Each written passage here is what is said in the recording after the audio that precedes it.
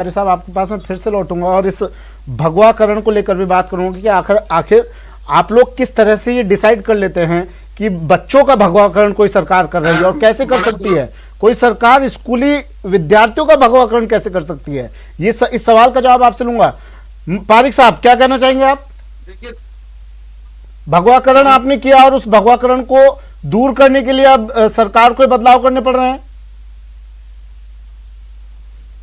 सुनिए, आप सुनिए, कांग्रेस और तिवारी जी को भगवा रंग से इतनी नफरत है कि इनको डार्क ब्राउन और लाइट ब्राउन कलर भी भगवा नजर आने लगे। हमारी नाराजगी, हमारे तो झंडे में सबसे ऊपर केसरिया है। मुकेश पारिक जी, इस देश के तिरंगे में केसरिया रंग भी कांग्रेस ने बनाया और हमारे कांग्रेस के झंडे में भी हमने केसरिया रंग दिया है। लेकिन आप विचारधारा से ठोकना चाहते हो। एक मिनट, आप तिवारी जी आप बोले तो मैं कुछ नहीं बोला। तिवारी साहब रुकिए ना। भगवा रंग से इतनी नफरत, रुकिए तिवारी साहब।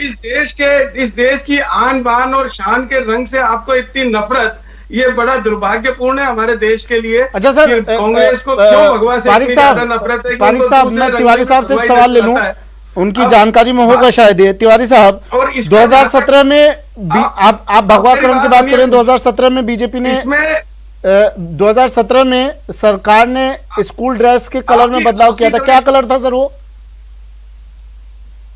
वो मैरून कलर का था और मैं कलर का था। कर दूं।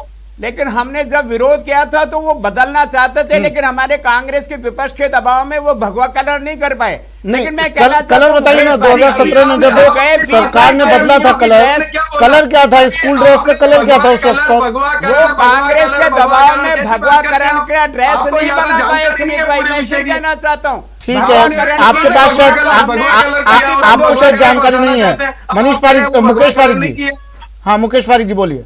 भगवा नहीं है तो आप क्यों हटा रहे हैं? आप कह रहे हैं हमने भगवा के कारण हटाया, आप कह रहे हैं आप भगवा कलर नहीं है हमारे दबाव में।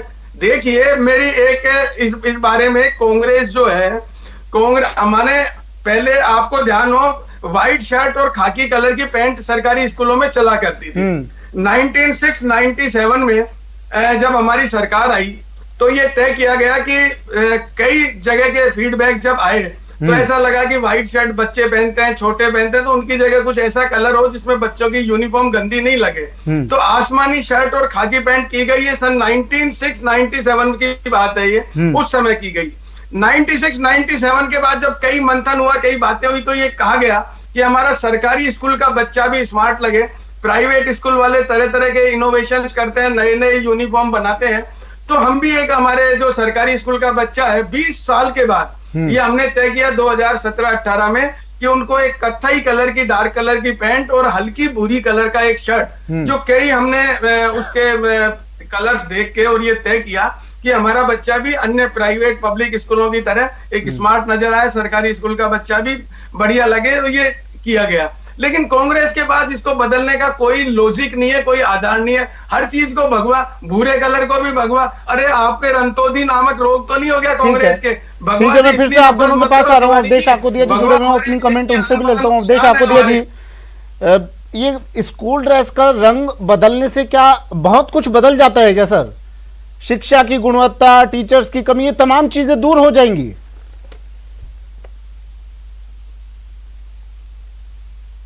देखिए सुमित जी, आप ठीक कह रहे हैं। बिल्कुल इस तरह की चीजों पर तब ध्यान देना चाहिए जब आपकी बाकी जो व्यवस्थाएं वो एकदम दुरुस्त हों, तब जाके ऐसी चीजों पर जो बिल्कुल आखिर में आनी चाहिए उन पर ध्यान जाता है। देखिए, इसमें कोई दो राय नहीं है कि बदलाव जरूरी है और जो यूनिफॉर्म है स्कूल के बच्चों की वो बदलनी चाहिए, लेकिन उसका एक प्रोसीजर होना चाहिए और उसके पीछे कोई लॉजिक होना चाहिए। क्या आपने उन बच्चों से कोई फीडबैक लिया? बच्चे क्या चाहते हैं? जो ड्रेस अभी है वो उनको कैसी लग रही है? क्या वो उसमें बदलाव चाहते हैं? ऐसा कोई फीडबैक किसी ने लिया हो? सरकार के पास ऐसा कोई सिस्टम हो जिससे वो बच्चों से फीडबैक लेते हो, उसके बाद आप जो कलर डिसाइड करते हो उसके पीछे कोई लॉजिक हो, ये सोच के यदि आप करते हैं तो ये बदलाव बिल्कुल दुरुस्त है।